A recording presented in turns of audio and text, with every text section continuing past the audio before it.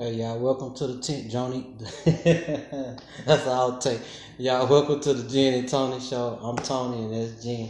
And today we got a special video for y'all today. Facebook Live is poured out, and it's pretty much our fifth show. It should be our fifth show, so that's a month and one Sunday. And we'd like to thank all y'all for coming and being here, supporting us, doing what we do. You know, it's kind of fun for us to do what we do. Um, so we like to thank everybody. Of course, we give everybody a little time to come in the room because so they can get their notifications to come on in. And Pour It Out basically was a friend of mine called me and said, Tony, why don't y'all do a show that's called Pour It Out? And Pour It Out is like anything that basically you have on your heart. It could be from where you go to a store and the person just mean to you, any grudges that you hold or anybody hold, and y'all could definitely give us y'all feedback on what y'all think for us Pour It Out, and ask us questions if you like to, and hear our opinion. We like to hear y'all opinion. Y'all opinions is more valuable than our opinion. We humble ourselves under everybody. So if y'all definitely got something y'all like to pour out today, you can do that. Yeah, but we just glad to be here. We glad that everybody follow us and like what we do. And if y'all do a Facebook Live, hit us up. We'll actually, support y'all doing y'all's. We support little businesses that need a little bit more promotion. We don't have that many followers. Me and Jennifer probably got the same followers together, and we like to just share our friends with you all and the products you may have, the services y'all have. We would, definitely share your links and stuff like that to everybody. But today is Pour It Out. I'll let Jennifer probably start, but again, Pour It Out is basically don't hold things on your heart that that'll make you have grudges. I had a lot of them, but I considered all the things that I had on my heart.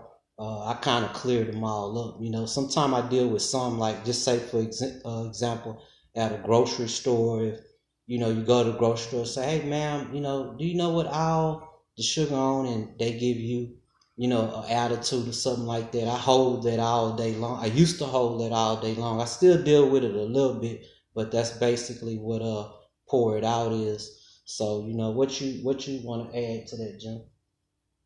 Well, I didn't do my homework, y'all, because I thought Pour It Out was about us, and I kind of had all these things I was going to throw out there, so it would be a little selfish. It would be kind of towards us.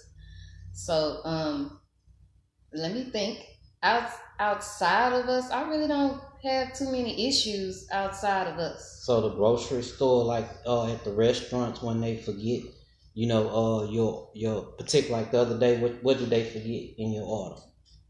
Oh, they forgot my pepper at churches. Yeah. So it's things like that. It could be little things. It could be big things like that. It could be a father, a daughter not in your life. Anything. Those are the things what today show was based on, just pouring it out.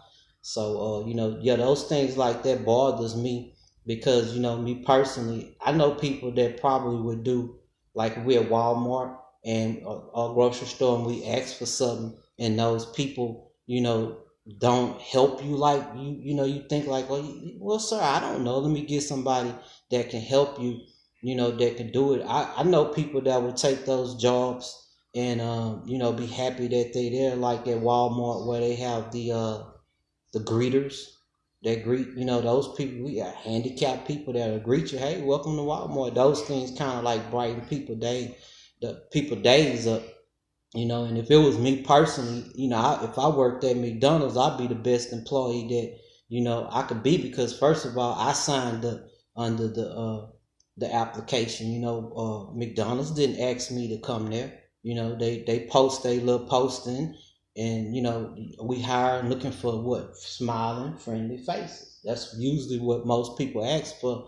And then once they get there and get used to it, or say, hey, I'm not making enough money, blah blah, then they want to, then they get used to the job, and then they start having an attitude with you. And sometimes while we on that pouring it out, it's like when I'm on a menu, I might want to take like 2-3 minutes just to look at the menu and look at something that I never tried before. And the girl just standing there, and I'm like, ma'am, I never ordered. Could you give me a couple minutes? She'll turn around and have an ugly face or something like that. And that just, I kind of overlook it. I do forgive them, but it kind of alter my day for just a little bit while we're in the car. And Jennifer got to hear me, whine for a little while till, I get over that. But it don't take me long. I take about 2-3 minutes and I get over any ugly little thing like that. But me I too. think my pour it out would probably be more personal because I'm more good. I'm better with that than he is, because when those people have attitudes or they might just be having a bad day. That's the way I look at it. But at the same time, when I was working, I didn't care if I had a bad day or not. I didn't take it out on the customer. Maybe the customer having a bad day. Now you having a bad day, and here we go igniting something. So I never took it that, maybe because all the years I worked at T-Mobile, I got cursed out so much that I learned how to deal with people even when they're upset. So even when they do me wrong, I'm a little bit more patient because I've been through it so much. Yeah. I don't know if I had a job like that, but I think because I was like, even in my younger days, I was back in the back of kitchens and stuff like that. So I didn't really get to hear most of the arguments or whatever the people had on their mind that was mad. I was in the back and the girls in the front pretty much took all the heat like that. But even in family, y'all, like I said, if y'all have things inside the in the family, it could be a family where you have those. I pretty much don't have them. Like I say, I'll decompress after a certain at the time, and I'm pretty much done with it, at that point. Well, I do think we should probably stop, and I'm gonna say we because I think we all do it on some level, but it's strong in my family. I think we should stop having so many secrets that aren't secrets. Right. Like I had so many relatives that hid that they had cancer, and you didn't even give your family a chance to try to heal you. You didn't allow them to get their last days out if they couldn't heal you. It's like, why are you telling us and you're dying tomorrow? It's like, don't do that. It's like, it hurts everybody. You're not the only one hurting. You hurt us because you kept it a secret. Yeah, I just moved back on if my help not wanted in situations like that where it's a family issue, I just bag up me personally because there's nothing else I can do. Sometimes just exposing yourself can heal you though. Right. Once you just let it out, hey, I'm sick, and you let that little burden off your chest, it helps you. Don't hold that in. I lost a lot of family members from, them just holding it in and nobody knowing, even my own father. Yeah, and I got like for my alternatives, I'll use different songs, that I like, that I consider hits, and a lot of songs that I listen to, they'll decompress me quicker than, myself and my internal self. I put on a certain song and you couldn't even piss me off. You can call me every name in the book and I'd be like, have a nice day, sir.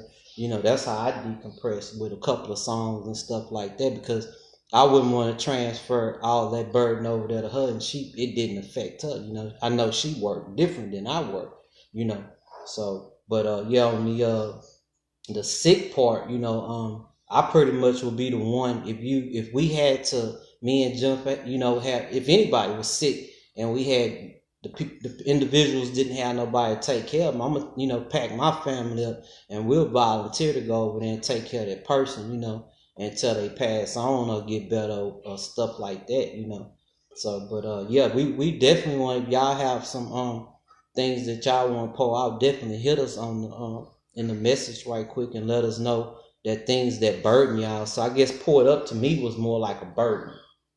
Right, like things that's on your chest. Yeah. The burdens, that everybody holding. A lot of people, I've been getting a lot of calls from different people having burdens, a lot of them private. I don't really talk about it. I definitely won't mention no names, but, we definitely had some people call us up this weekend about family issues like houses and when an individual passed and you got one individual end up owning the house and the house left to 7 people, stuff like that. So that was kind of like one of the reasons I say, well, we'll do pour it out, and so I just thought that would be a good subject. What else you think on pour it out that you thought about, before you really thought about pour it out? Well, I was more thinking of like questions like, out of all the girls in the world you could have chose, why'd you choose me? Pour it out. And let me relate that to pour it out. Pour out the truth. Yeah, it could be that. To answer that question, it's just basically not really her being there, but just it's kind of being there. Just being there, knowing the battle that I was going through at that time, which wasn't like a big hard battle, y'all. It was just a decision making battle more than anything, like that. And to transfer over to another relationship, I really wasn't thinking about, but she was there. So that basically answered my question, choosing you on basically being there for me.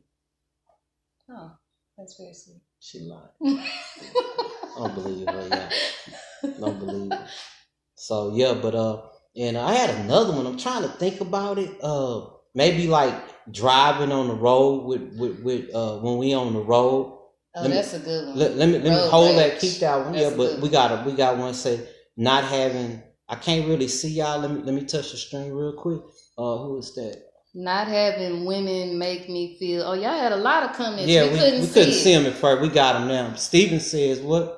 Not having a woman make me feel like I'm missing something in my life, especially when my kids are gone and I'm just home alone. It makes me feel a certain way. Yeah, and like I said, I have experience with that one. When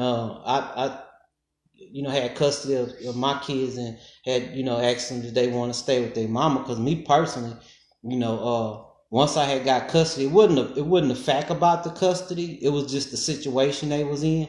But I ended up turning them back over to their mama, with custody. Custody didn't matter nothing to me, But I just turned them back over. And the next day that the 3 was gone, it was empty. So, definitely, Stephen, I definitely can relate to that. It's like a void, It's like if me and you, we have them every day. Right. So if like me and Jennifer go somewhere, like just like we ran to the store, it's like my mind constantly thinking about them. It's a void. It's just something I'm looking around, making sure I'm counting 3 in the car with us and stuff like that. I get a void. How you feel?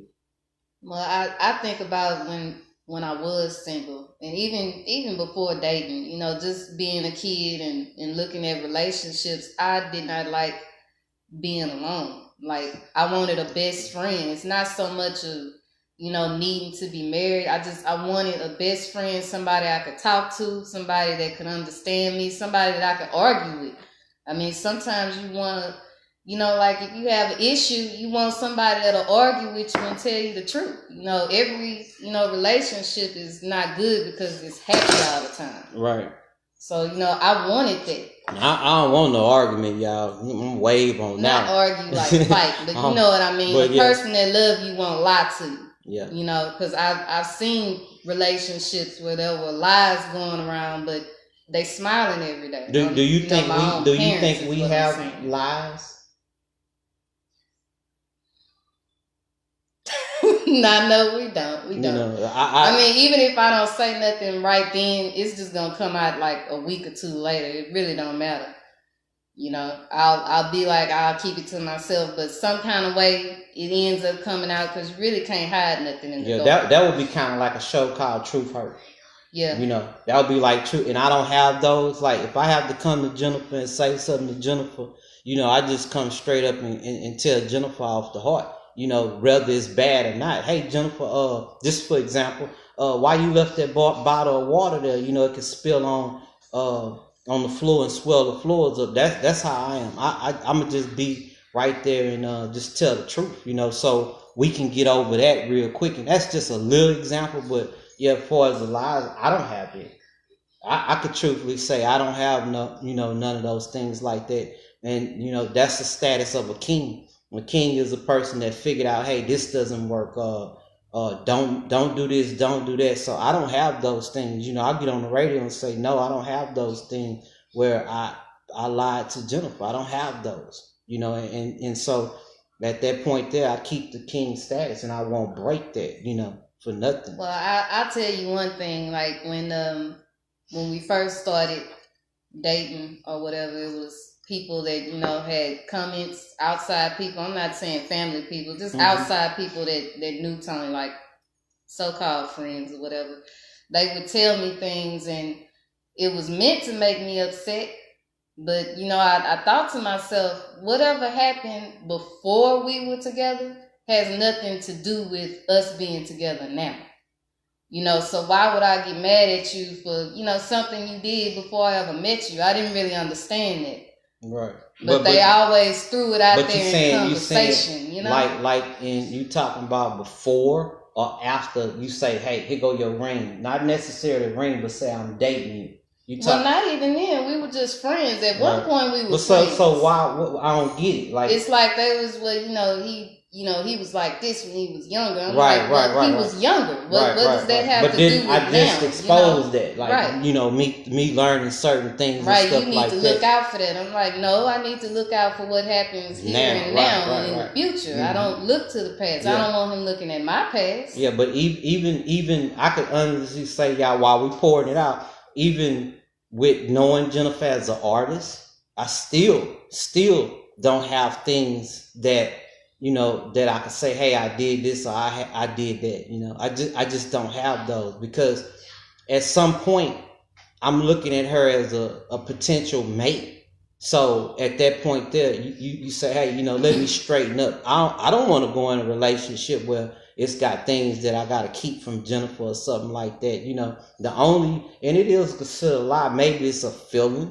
I could say that, like, I don't like how you fold clothes. That's the example. Yeah. But yeah, maybe like that. But for I look at that as people that try to, I look at it as challenges. I'm not gonna say the person doing it on purpose, because sometimes people are hurt and they don't want you to be hurt. They call themselves looking out for you, but you don't know if God put me in this path to be in a situation with this person. Right. And if I was to listen to them, where would we be today? I would be somewhere, he would be somewhere, our kids wouldn't exist. Yeah. And no matter where I would be with a different body individual, still I'm gonna learn that person, and and I'm gonna try to see how that person work. That woman, of course, a woman, I'm gonna try to see, how can I deal with this? Is this, can I go and love her enough and deal with all the things that I consider flaws? They might not be a flaw just because I consider them a flaw. Like, just say if she didn't know how to cook or nothing like that, So, me personally, I don't have those. Another pour it out would be like, I was terrified for Tony to meet my family. I was terrified because I know it wasn't, a typical family setting. I worried, and I really didn't even want you to meet nobody. Yeah. But and in the end, we had kind of had the discussion on another show, and today, like, even with Pour It Out, y'all, it's like a recap. It's like a recap of all the other shows that we did. Even with Steve-O when we did what's the name of the movie? Oh, Acrimony. Acrimony. This is like all Pour It Out is like a recap of all the things we did, the shows we did. So I even after meeting the parents, it all went good to me. Even if one parent didn't even like me. And, it's all in my head. It's just you tend to look at the things that your parents do that you don't like, and you don't want it to be compared to you, which is what I was worried about. Which I don't know. I was worried about. Yeah, but it ended up being good. It may not be like I wanted. Like, you got that down to life mother-in-law and say, hey, let's go out to eat. It's all right though. Sometimes I would probably have to force. They in Shreveport, by the way. So if when we go down there, I'm gonna have to kind of like push the issue. Hey, let's go out. It don't matter who pay. Right. Like, we don't have fun in my family. It's like we all at one person's house. No, we do. We do, but I mean, we at that person's house and we, kind of talk and then we leave. Mm-hmm. It's like if we go to Melvin house or to your brother's house, we probably gonna go out to eat. You know, Stave might take the kids to the zoo. I mean, it's stuff like that. We don't do that in my family. And Ernest and Sean keep us laughing. You know, but those characters, you know, those are different characters. You know, but we did have fun. We have fun at her particular people's house. Like Ernie, I had fun talking to Ernie, you know, talking to Jesse. Now those family members are super fun. I'm not putting down all of my family. It's just they stay out of town. Right. And like my Aunt Brenda, she is real good company. But I'm just saying immediate. Yeah, because we just seen her. We laughed. Because I told Jennifer we pulled up on her She invite us to everything. Yeah. I'm more talking about my immediate family. Yeah. Y'all. So we had a little fun with her the other day in Northwood Mountain. We was over there working. And I say, Jennifer, there she go. We way down the street. Now, people. I say, pull up on and act like you're going to run over. When we wouldn't, and we started Brenda might get the gun. You better not play with Brenda. Yeah, what Ernest? Let's see. He said, friends. That's Ernest. Oh, he asking, friends, what do you think when you pour your heart out to someone? Do you think they second guess if you sincere or not? Yes, that's everybody, I think. What you mean? Almost like, everybody. What you mean second guess? Because when I just like if I say, I apologize. Mm-hmm. You might not think it's sincere. Right. You know, I think that's what he's saying. Yeah. Like let me read it because I kind of first glance, y'all. I got a dip. It says, "Friends, what you think when you pour your heart out to someone? Do you think they second guess it?" Oh, I see. Yeah. Right. Yeah. I don't know. I mean, I don't have too many friends, you know, other than, you know, all y'all Facebook friends, you know, most of them family, but I don't know if I can really answer that. I don't know. I think it depends on the person. Like certain people, I know if I'm being sincere, I know they're gonna judge me, and they probably gonna need 2 or 3 days. Judge like what? Like, you know, say for instance, my mama, when you say maybe something emotional, you know she gonna need 2-3 days before she come back. Okay, I think she was, you know. Yeah, I don't know. I really, I don't know. I don't go too deep like that. If I say like, hey, eat, blah blah blah blah blah, I don't think my brother second guess me. I don't second guess him. I think about what. That's why I say I think it's different people. Yeah, it depends on the person that you're doing it to. Right, like Steven say they always do him like that. Yeah, I don't judge people like that, y'all. You know, I look at a character and say, hey, this is that individual. I guess he is judging in the beginning, right? But then once I learn that individual, you know, I just say, hey, that's that person, and I'm gonna like that person for the way they is. You know, like if they say, you know, I don't know how to say it without saying, you know, bad words, but you know, hey, I'm not gonna look at them and say they cussing me out. I think certain people, you know, like you saying, like they just talk that way. Like that, though. Yeah, you know, he's gonna peep the whole scene before he decides to just take it, you know, at face value. Right. Yeah, I don't do that, you know, and I try to get better every day. You know, I'm not perfect, but I try to get better every day, every 365 days. Yeah, I try to get better. I always think people are sincere until they show me different. Yeah. You know, I wait until like, okay, that don't go with what you said, and then I'll take it from there. Yeah, and like Steven say, when I try to talk to a female, they instantly think I'm up to something. I mean, that's just people that you want to keep at a distance. You probably need to learn that person a little bit more. You know, we jump to the guns and say, hey, we like this person for what we see. You didn't jump the gun. You know, you loaded the gun up before the person told you, hey, that's a robber, or hey, that's something, a wolf about to eat me. You jumped the gun. Me, I'm gonna sit back and think about that question, you know, or whatever it is. I don't jump guns like that. I know when I was single, I peeped everything. Like if somebody came up to me, I would look at every aspect, and you know, I still got it wrong because eventually I came to you, but. You know, it's suspicious. Like, what do you want? You know, I've heard people say, I love you so many times, but they not here. Tony is here. So I can understand why you might go through that, Steve-O. You know, like just constantly people being worried because they've been told a lot. Yeah. I love you, and that person not there. I think like mine in the past saying like I love you, in the past, like it wasn't I love you. I thought those individuals was ready to go hit the world. Like young, I'm like 20. I'm ready to build houses. Like, hey, house, you know. So, you know, I wasn't up to no good. Like he said, I think no good. I'm out in the account. I'm always gone or whatever like that out there about a lot. I'm doing what I have to do to get the funds for us to get the rent houses, and this individual here think I'm out doing that. At some point I wasn't gonna do it. That's when I met her. Hey, this is me. This is what I like to do. We still do it today, right? Right. We say we gonna do something, we go out to do it. It ain't I'm hungry or where where the battery charger at for the phone. We don't go through those things like that. Let's go eat the world up.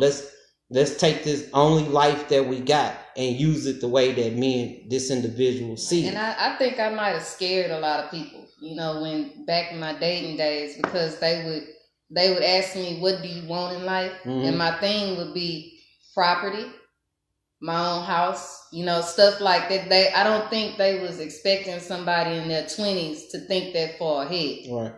And if they just plan on dating, I threw the whole thing off. So yeah. I was just upfront and honest that, hey, this is what I see for myself. Well, mine, you gotta understand, the people I dated, pretty much most of them was older than me. So I'm thinking, these individuals here ready to go eat the world up and do it. They wasn't ready. I mean, they just wasn't ready. Like me and Jennifer, we say, hey, we gonna get us some property. We went and did it. Hey, we got to save this up. We getting small amounts of money, but we putting up small amounts to get what we want. We still don't have money. It doesn't bother us, but we were able to do that. Let me answer this. Let's go to this question. Right? That's dumb. Okay. Said my burdens are when I'm around people that I have respect for, and I realize they don't have the same feelings. Mostly on the job, they're cutthroat. Right. Yeah. Yeah, I mean, and at a job, I'll elaborate on that. Some of my people, like when I was at grocery supply in the maintenance department, I was around a lot of older guys. So me personally, I was around people that, man, we gotta go out there. I got 2 acres and I'm putting my mobile home on. So I was exposed to all those things. But at the same time, the reason why I'm not at grocery supply is because I knew too much. And those were older guys, so they looking at me like, this our boss man. That, it was concrete and electrical work and stuff like that I did when I was a young kid. So they pretty much got me out of there. What they did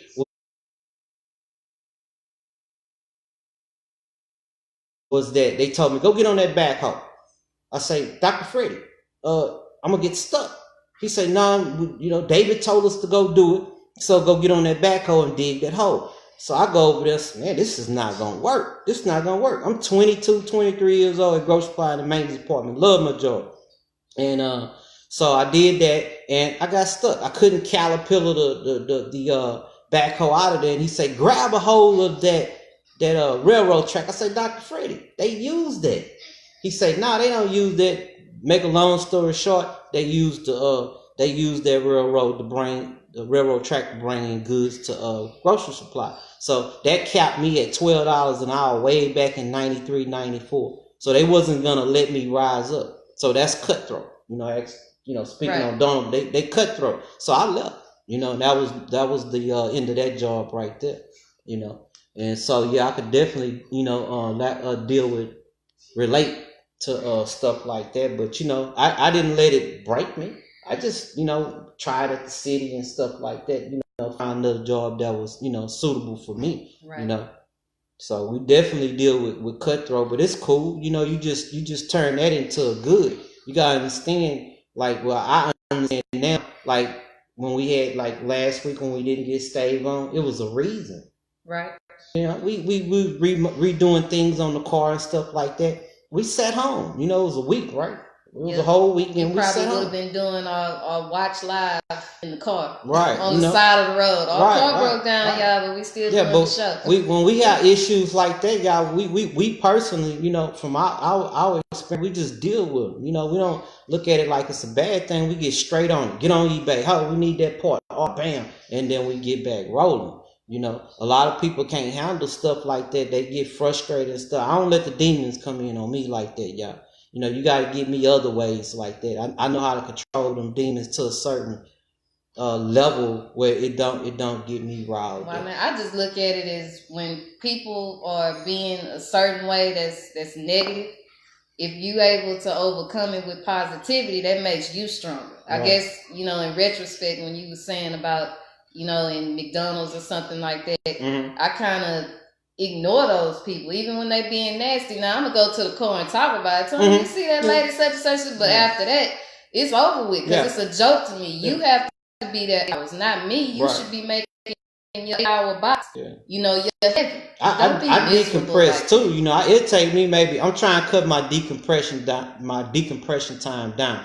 I'm trying to get my decompression time. Like if it's something that makes me mad, I'm practicing on getting my decompression time down to 1 minute. Cause right now it's around about 3 minutes. It take me to decompress, you know, to Jennifer. So, and I'm trying to get it all the way cut down. But some things linger in your mind, you know, from you know, maybe stuff. Oh, I turned it into a pressure cooker. Yeah, you're gonna have to work that. So you know, that's my stance on that. You know, I'm just, you know, I tell everybody, hey, you know, go find something that decompress. Hey, cut that music on. Like when we take our little, you know, hour out from here in Cleveland, way out to say Pearland, our little hour and 14-minute drive. You know, if I'm feeling a certain way, before I bring it on to them, I just cut on, you know, Tina Turner, Hero, or something like that decompresses me. You know, that's my song that decompresses me. You know, and I tell everybody, find a song, put that song on, let it decompress you, you know, and you can get over that. Me, you know, I get the instrumentals, I write my songs, I write poetry, I go in the garden, I go outside and just relax myself, do a little personal yoga. I have too many avenues to not let things touch me. The only issue I have is, you know, my one issue is, and that's it. Mm-hmm. And I'm working on that, you know, each and every day. That's my one issue, and I don't want to keep bringing that person up. That's why I'm trying to slide on it. But, you know, other than that, I really don't harbor too much anger. Even if I'm mad at you, but usually I'm mad at you because you might be mad at me for something, and then I'll be like, what did I do? Nah, I don't be mad at her. Like, that's all in her head. You the best actor in the world. That's all in her head. Mad at me. You know, I was born with a face that looked like, you know, me and my son got pulled over about maybe last year by a DPS officer, and she just straight looked at me and said, what's wrong with you? I said, oh, no, ma'am, I'm happy. You know, like that. So, you know, I was pretty much born with wrinkles in my head that I feel that make me look like I'm angry. You start talking to me, you know, we just talk for hours. You know, even I meet people in grocery stores. I constantly, you know, meet different people and just, you know, we hang out and just start talking. I'll be like, man, let me go. You know, it's nice meeting you. I don't care what color, race. I don't care if you're a wolf, dog. If you could talk and conversate, then me and you gonna be talking, you know. Right. Music is powerful. That's what Donald was saying. Because at one of my jobs I had, everybody had their own music on, and it kind of got everybody through the day. And, you know, it's just that one person that come through there and say, no more music. Right. And once they do that, everybody is miserable. I'm like, man, they changed the whole aura in here by stopping people from listening to music. Yeah. You know, and like I say, we not perfect, but, you know, I don't want to say that we don't do certain things because, you know, it's things that bother us. I think we just got... We kind of good at decompression time, you know. We don't the whole nother day, you know. The next day, just say like if somebody wastes wine on a perfect shirt I wanted, it's not gonna be held on my heart too long. You know, we got 3 kids over there that we raising, so you know I'm not gonna hold that too long because they gonna soak up everything like they doing right now. You know, their ears all open. They sitting over there on their sofa, soaking up everything we doing. Like before we came on the show. Hey Patricia, before we came on the show, one of them was like, oh, we got 2 minutes, 1 minute, so they count down, you know, they soak up everything. So I try to just, you know, create a positive mode for everybody, you know, that's in the house, you know. What about you? Well, another thing was it was Naya. Naya was the one who was saying, Mama, I really don't want to do this or that. And I was like, well, you should probably tell your daddy so he don't waste his energy. You know, that's part of my pour it out is just be honest. You know, don't sit over there holding in and waste everybody's time. Just go say it. Don't have me to do it because you're not learning and you're not getting stronger. Yeah. You know, but little stuff like that don't really bother me. You know, it's from being in music a long time, it's a lot of people that, kind of convinced me that they would do this, do that, and they didn't do it, like that. But the only time it would is when you tell me you do. Like if she would have said, Daddy, I want to do this, then really didn't, then, that would bother me like that. But it don't really bother me, They grow up and do what they want to do. Yeah, that was more of her poured out though. Yeah. That was her moment, and I tell the other kids that too. Don't hold stuff in, and please don't come to me and make me have to go to Daddy for you, because I'm not going to do it. Right. I'm going to make you do it so you can be strong. That means you're going to go through your whole life holding stuff in, and the other person will never know. Yeah, and that brings me to another, pour it out. It's like kind of like how, kids will, kind of like get their mama side, daddy side, and try to use their daddy side. I always say, hey, me and you, we teamed up. So, when they do something, you basically come to me, let me deal with it the way I want to deal with it. Nowadays, I see more, the mama handling everything. You choosing to do that, it's instead of saying, I'm going to tell your daddy. That's basically what, if everybody say, I'm going to tell your daddy, that changed the whole scenario. By just saying I'm gonna tell your daddy. That's a whole different. Well, I said this before, but I think I'm gonna say it again. I think it takes wrinkles and gray hairs off of us when we can just put that on daddy. Let him handle that. Right. I think our fathers should. That's in house living. Whether it's girlfriend, boyfriend, wife, or civil union or whatever. You just say I'm gonna tell your daddy. Let that man handle that. Men can handle that a little bit better than women. I watch women really can't handle that.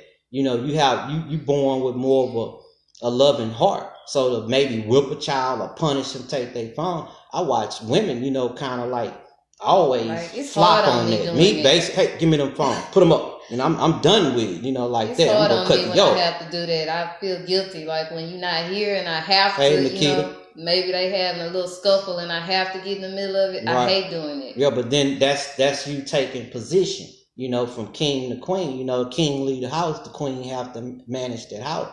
If you single, yeah, you might have a brother, you might have a cousin. Hey, say if your cousin named Leroy, I need you to, kind of hold it down. You got to reach out to people. Same way if I had if I was single, like just say Steve-O got his 2 kids and I need that womanly touch, hey, we should make some visits over my cousin Courtney house, for that woman part. I'm gonna make the initiative to do that, waste the gas, whatever you want to call it, so that the 2 kids won't, team up and they get all that motherly love they need, because that's missing in most of the relationships I had. Motherly love has been absent. Like a percentage, 95%. Right. And I'm being nice. I'm one of those percentiles. Yeah, I'm being real nice on that. Real nice. And that's part of the pour it out.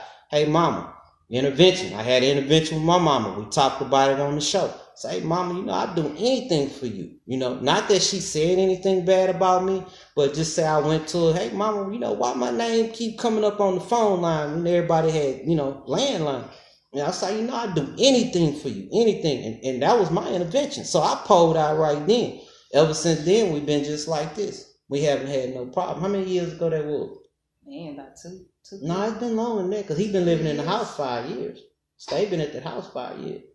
So, but anywhere around that time, and it was just my name going on over the phone, through the phone line. Tony did this, Tony did that, Tony did that. I was taking it. I was like, I ain't worried about it, but at one point, that poured out came and say, you know what? I got it right here. Went upstairs. Everybody sit down. I just went into an intervention. Fix that issue. So you don't think you should do that? Well, I think that's part of my problem. That's another pour it out, is when I do have an intervention, it's not getting healed. It's like I don't have the motherly love part. It's like talking to my boss, or talking to your doctor or your psychiatrist. It's like, check this off, and it's okay, have a good day. It's no emotional I love you there. I think Jennifer reached her cap, like her parents, me and Jennifer 10 years apart. I'm 47, Jennifer 37. So I think Jennifer reached her cap Like it's at a certain time you can't change the individual. Right. It's higher powers have to do that, no matter what happens. I think she's still seeking, and her parent, that individual parent, is at this level up here of not wanting that right here. Don't know how to, right. do this I back had here behind. grandmother love. I had that. Yeah, my grandmother was very lovey-dovey. Right. I have auntie love. My aunt Brenda is very, very lovey-dovey. So is Sheila. And we try to visit, not cutting Jennifer off, but that's why my main goal was to visit people so we could build a relationship. Right. I don't expect to go, to my brother, just say my brother Ernest's house. I don't expect to go to my brother Ernest's house and, say we visit every once in a while, but I don't expect him to like really just like, why are you coming around? I don't expect them to do that. But after so many, we don't want anything, just coming. I think you should be like, hey man, they coming to visit me. We literally go over Ernest's house, because we work that way a lot. So we literally go over Ernest's house for comedy and things like that. We don't go for food. Sean cooks, it'd be good, but we don't go for food. We just go to laugh. We know just when it start going through your nose.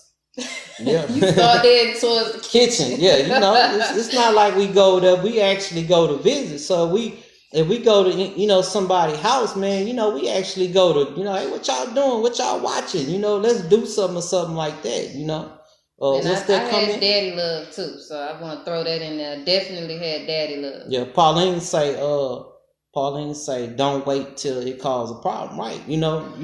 Fix it. Everything can be fixable, but if two people says 1 + 1 is 2, and if it's supposed, 1 + 1 is 3 and it's 2, then you got a problem. Somebody gotta lay low, and that's why we humble ourselves. We humble ourselves under everybody, at least 1%. We'll give everybody, we humble. No, we not no better than anybody else, so we humble ourselves like that, And so we just visit people, and just see what they up to, what's their dreams, aspirations, how can we team up and stuff like that, Why do you think we go to people's house? I think we just mainly go to people's house just to get closer. Like I remember you were saying you miss hanging with your cousins. Mm-hmm. So you was like, I need to pick some cousins that we could go to, that don't, work too much, because we don't like to invade on people when they have to go to work the next day and stuff like that. Right. And I think it just kind of gradually started happening after the house burned down. With us not having to care for chickens and cutting the yard and all that anymore, it's just easier to go. Yeah, and even we had a lot of stuff, I call them chores to do. I think even when we sat back down and get everything back established, like we was around yesterday burning the rest of the house, cutting it up, whatever, burning on the pile. We seen ways we could do things easier, than how we did them at the other time. It was more like we had put, I don't want to say stress, but we put like a workman. We were rushing, trying to get out of the, the RV, the little RV we had, and trying to get out of it. Yeah, so we went into the house, and I think we just was, rushing. That's the word, rushing to do this and rushing to do that. So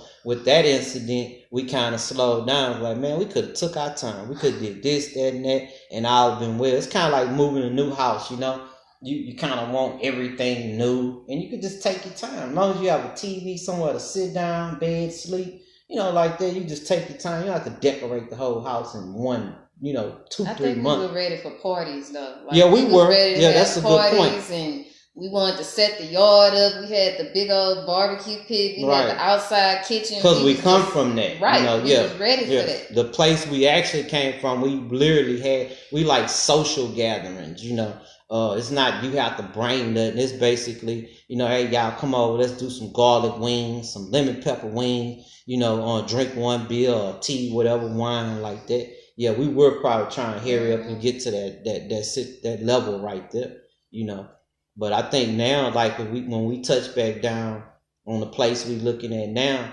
we pretty much gonna do it real slow and then just enjoy it, So the whole incident taught us patience, And that's taken us a long way, having that patience. I think it happened for a reason, to slow us down and live more instead of stress about certain things. A lot of people stress about certain things, like say they got a credit card. We don't have no credit cards or nothing, but just say we had a credit card and it's due.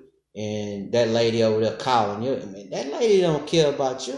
That lady doing her job. Do you realize that lady at 5 o'clock gonna clock out and go home and take care of her kids or do whatever she do? That lady ain't worried about you. So people take stress and you know, as a 1 through 10, they take it all the way to a 9.5. I definitely want to pour it out that I don't want nobody stressing over bills. Right. It's not that serious. We see a lot of that. If you passed away today or tomorrow, it would still be here and it wouldn't be important to you anyway. Right, and everybody's still gonna do their job. Hey, that money, sir, she passed. Well, could you tell her in her grave that she? We saw a skit the other day. This guy told the person that called him about a bill. He said, "Do I owe you this money personally, or do you just work for the company?" He was like, "Sir, you're avoiding the issue." He's like, "No, you avoiding the issue. Right, I don't owe you this money.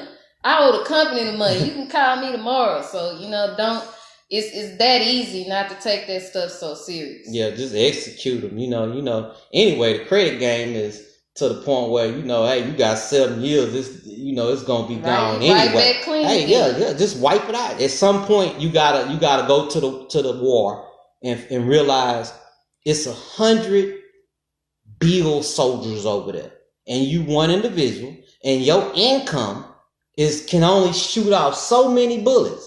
You're not gonna win. Why you trying to fight bills when you're not gonna win? Of course you got the ones light and stuff like that. You know, you can't get rid of that. But the income should sustain a car, a little bit of insurance and stuff like that. Right. But you got people that jump out of buildings when they get in a debt they can't fix. Yeah, that's it's not that serious. It's really not. Yeah, it's like when we met, you know, her student loan, we just went ahead and wiped that out. You know, my main thing when coming to her was making sure she had no debt. Somebody in the household have to be clean at all costs. And what I mean, they took my taxes. How many times they took my taxes? 2 times. We just let it go. Say, hey, you know what? Boop, boop, and it's over with. So now, you know, we look back. That's about 5-6 years ago. And so, no credit cards, none of them things like that, no debt, because, you know, I wanted to make sure this person for me, y'all. I'm not telling y'all what to do, but just personally, what we did, just making sure she had no debt. That was my main thing. It hurt when they took the whole lump sum of taxes those 2 times, but at the same time, you can tell them the price. The first one was 36 something, 36.46, and the other one, her brother brought to the house, was 59 something. And we could have put a forbearance on the student loan, and got it, but we still be in debt. Still would be worried about it today. Right. You know, it hurt back then. Mm-hmm. But it hurt. It hurt because we were building the house. I'd rather have the Band-Aid snatched off. Yeah. Really so would. It's stitched up real good. You know, it still got scars. It still got scars on the inside, but the stitches, you know. Because every now and then it's like, you know what we could have did with that money? Yeah. So they took $10,000. She wiped out on her student debt. You know, what Donald say? Donald says that's why I believe in enjoying life, because we only have one life to live. That's one of our golden rules. Like I had a cousin today, he hit me. You know, he said he wasn't gonna be able to watch the show, and I said that was fine. You know, you didn't have to watch it. He said because at 7 o'clock is basically when that's prime time for the kids. And I said, you know, I text them back and say, hey man, you know, you them kids only gonna be kids one time, you know. I said, man, enjoy your day like that, you know. We just appreciate whoever do come, like, you know, and watch the show with us, you know. But they definitely they only gonna live one time, so definitely enjoy your life, you know. And that's what I think we at right now is pretty much enjoying. We dream, you know, like going here, going there, you know. We dream about stuff like that, but when I don't want to go. Take, like, Jennifer never flew on the airplane. Okay. I don't want to go to the Bahamas. I don't want to go to Dallas. I don't want to go to Mardi Gras. Just said we flew to Mardi Gras. I don't want to take Jennifer to Mardi Gras and have to get on a dollar menu. You can't eat this. You know, I just don't want to preferably do it. And I don't want to use a credit card. I don't want to use a credit card for the simple reason that I'm going to have to come back and deal with that debt, you know. So those are the reasons right there. We try to stay debt free. You know, sometimes things can be intimidating. Like we bought the little shirt machine over there. Now we got to get a laptop, due to the fact the house burned down, y'all. So all our things was gone, But we overcame that. When I say the house burned down, trust me, y'all. We took it like a champ. That's what it is. We're a statistic now. Like when you watch the news or whatever like that. But I just don't want to give her a day of.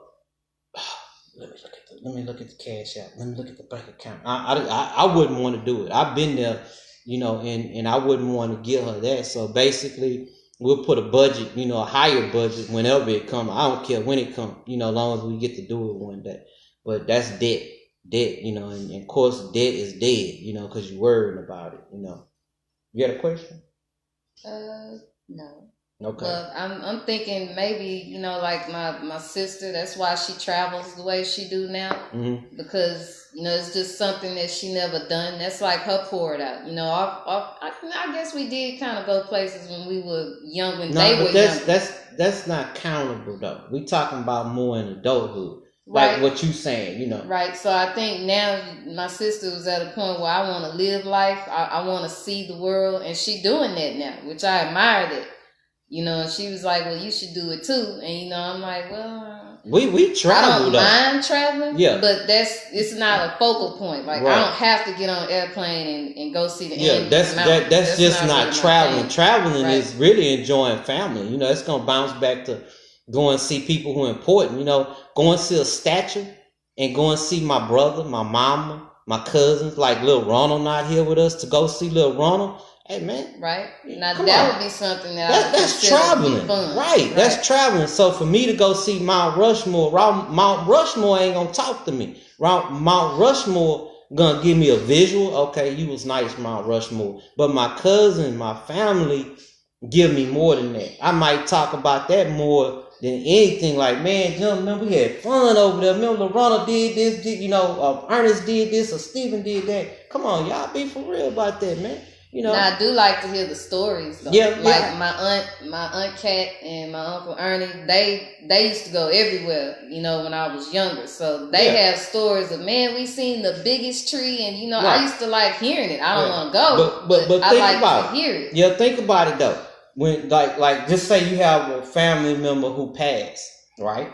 Right. Now, you had all that time and money, which you don't need the money to travel from Spring maybe to Senegal, to go over here and spend with this queen bee. Right.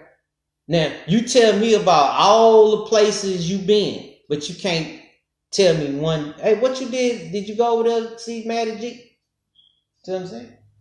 So traveling is not more important than going travel to see your family. I'm sorry. It's not, in my personal opinion. I'll turn down cruise to go, to a I would like to go with family members on a cruise or on an airplane or going, to Hawaii, because it's everybody. Mm-hmm. Like, one of the people you grew up with, it was fun watching them go to Hawaii for the first time. We was all on the live, like, oh, look, they going to the beach. That was exciting. Yeah. So, I like when other people do it. I like when it's family oriented, but me personally saying, Tony, I'm going to die if we don't go to Hawaii. That's nothing. I mean, I've been in a certain place with a certain individual, not to mention name, and it's a beach and you're supposed to do this. That individual just sat back and dressed up like a beach person and didn't do nothing. Missed the whole experience. So I have the memory, but it's like, was this what a beach supposed to be? Let me throw some sand on you. That individual be like, no, like that. So, right. I rather, me personally, I like to travel. I will, but being with traveling to family houses and having fun with them, I think is more important to me than anything, So, I digress on that one right there. And maybe, the kids to be able to see. I wouldn't want the kids to grow up without ever seeing a beach. I wouldn't want that. Yeah. So I will travel for their purpose. But see, I don't think a lot of people will respect the fact that it's just Galveston. They may think Bahamas and it's a beach. Going in the backyard, sleeping in a tent is camping. You feel what I'm saying? So I think people glamorize traveling and, things like that too big. Right. You know, I think the little like we used to do marshmallows, go outside, dig a hole, marshmallow, roast marshmallows and stuff like that. But I think a lot of people, glamorize stuff too big. Whereas you supposed to be all out in Colorado where the wind blowing in the mountains, hearing the wolves and stuff like that. But that's I would like to do that, but I don't play with bears and wolves and bobcats. Yeah. I know out here is none of that here, so I'm a little bit safer. We might have a little wild animal every now and then, but it's not an everyday threat. I don't want to be out there with the bears. You gotta give me a shotgun or something. Yeah. So that's basically all my pull out, y'all. That's all I pretty much can pull out. Even doing like I talked with my cousin, when he said he couldn't watch the show, when I first started the idea and, shot it to Jennifer, my whole thing was basically, meeting people that we didn't even know. Well, I like that because our show last week was about, being with that parent, so actually he's doing the last week's show. Is spending time with the kids, Mm-hmm. So yeah, but that's pretty much my pour out, on a lot of different subjects and stuff like that. For me, the smaller things is the biggest things, and then once I take the people around me or even cousins and we go do the bigger things, it even makes it more exhilarating because we took a trip to the casino in Macarona, got a bus together and we all was gambling and stuff years ago, like that. And that was real fun because on the way there you sat around that person who you just vibe with. Right. I did that with my cousin John, me, my brother, and his girlfriend at the time. Mm-hmm. He was driving the casino buses. That was fun. That was real fun. Mm-hmm. So me, I try to stay with the small things. Hey man, come drink a beer with me. It's bigger than going to a bar or something like that. As long as I'm with the people that actually I care about and stuff like that. That's probably one of the vacations I want is to go see your daddy. Mm-hmm. I really, really wanted to, because he made us feel, comfortable. He was like, y'all come down there, you got a place to stay. And I'm like, man, it's like I only had like 10 minutes to talk to him. Right. We still, like I said, we still got some places to go us. And, still dealing with the subject on Pour It Out. And so we can come back and share with other kin people, like that. But we got a lot of cousins, like they may have different boyfriends, girlfriends, wives, husbands. And, I like to, pretty much get to know them a lot better, like Deron wife. We really don't know her, Right. We see Deron all the time. Yeah. Well, we see her at the point when he DJs. Yeah, but, just that talk. She mingles with everybody else, so, it's kind of hard to get her in one place. Yeah, we just, not to get into no debates and then like just to know that individual, personality and stuff like that. Steven said, yeah, I like to go to the cigar lounge and chop it up with my people, I thought about that too, Steven. I do the cigars with Reggie, but I'm pretty much kind of like on my own little personal cheap little cigar, my little chocolate Philly blunt, It's just a regular old cigar. Like that. I love beers with Reggie. Yeah, that's real good. That's a travel. When we go to Livingston, all his house in Pearland. Right. When we went to Dottie's house, I think Dottie went to bed because she had to go to work the next day. Reggie had us up till 4 o'clock in the morning. We stay up. Shows we stay up. We crash beer. Drinking some beer with him, and he don't ask you for nothing. He have his kegerator. He asks you for nothing, just the social bonding, because he's a social person. He likes that. He gonna check your glass. If that glass warm, go get another not that freezer. He put them cups, them glasses in the freezer. Ice mugs, ice cold. Pour that beer in that keg and it freeze up. So yeah, he is another. I almost forgot about him. And so we have who else? Reggie. Let's think about that. Reggie, we here with my son right now. Courtney likes to. Yeah, we had fun at Courtney house. I really had fun at Courtney house. Speaking for myself. Courtney says she don't sleep, but we're gonna have to challenge her. Yeah, they don't know what sleep is. With us, they don't know what The sleep. sun will be coming up. And who else? Let's think about that. Courtney, we crashed that Nelwyn. Yeah, I was going to say Nelwyn. If Nelwyn don't have to go to work the next day, Right, she'll stay up. Right. That's a person got to get up pretty early. We done been to Raymond, Raymond house, Ernest house, Stave house a lot. Ernest and Stave house more than anybody. We stayed with Grandma a lot. We crashed over there with Grandma Maddie. Stayed up longer than we could when we was over there. Yeah. She turned the Golden Girls on. She up all night back there. Who else? Let's think about that. So we won't forget nobody. We've been to Angel House, but it was more work related. Right. That's pretty much it. So yeah, we like to visit most of our family, and you don't have to be family, man. Man, me and Jumpin', like I say on the other show, me and Jumpin' and been someplace. We met a lot of people, man. Too. If he not working, he'll stay up all night. Yeah, we visit him. I almost forgot him. We month before last, we was over there like every weekend almost. Took him out to eat, and stuff like that. And Mama, we visit Mama, which is she would stay, so we visit her too. And Ernest is probably. We do her separately though. Yeah, Mama be on a separate state, be gone most of the time. But we like visit. They probably take the kids out more than we go out with him. Yeah. I think they had more travel time with him. Yeah, and we've been out. We got another trip to Beaumont for Little Stay. Oh yeah. So we go with Mama. We go visit Little Stay. Right? I don't know. It's on the 11th, the weekend after the next. And we only been to Shreveport at her mama house one time. Yep. Just one time. So we gotta try to get out there so we can visit her daughter Brittany a little bit more. And I think like I say, our little issue set us up for all those things like that too. Steven said, "Yeah, I like to go to." Oh, that's the same one, and that was Donna. He got the same one. So yeah, me, but yeah, I like the family gatherings. I'm a definite supporter of all the family gatherings. You gonna tell about Monday? Monday. We're gonna be going live. What we probably do, we'll go live, but we know a lot of people work and stuff like that. We're gonna go to my brother's house Monday. I probably go live, but y'all be able to see the interview. We got another interview coming tomorrow. So, and then I don't know what time.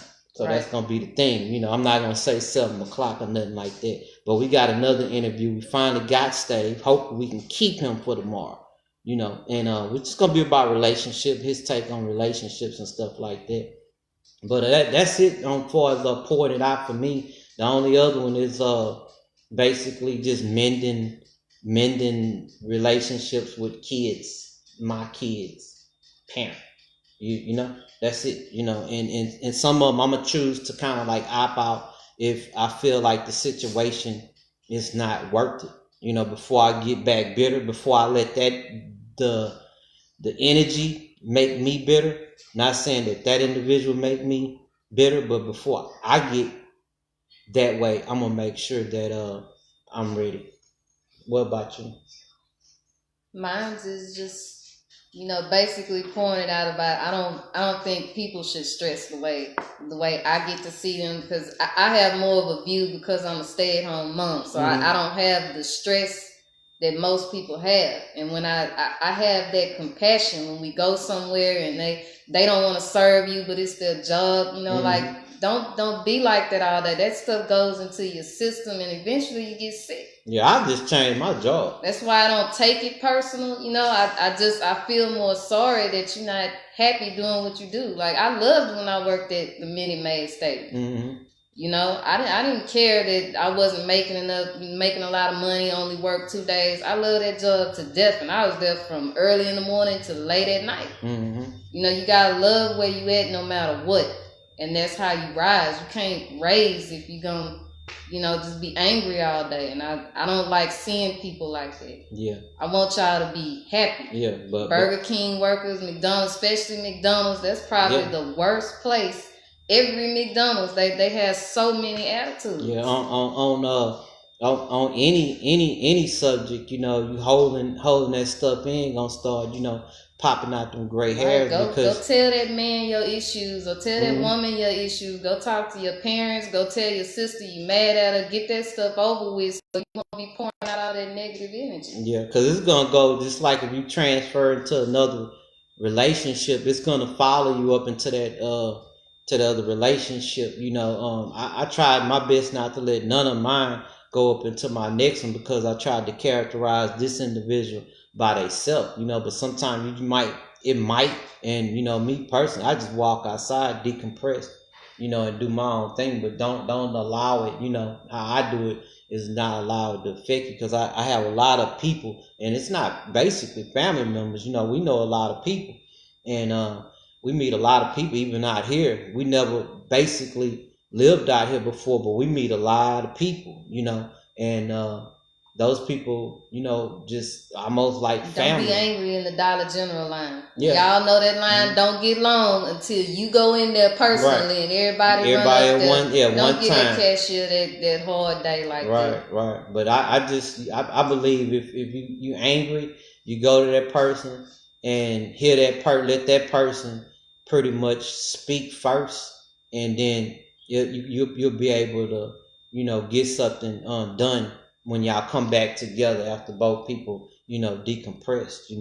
So somebody got to start it off and somebody gonna end it, if y'all come together or not.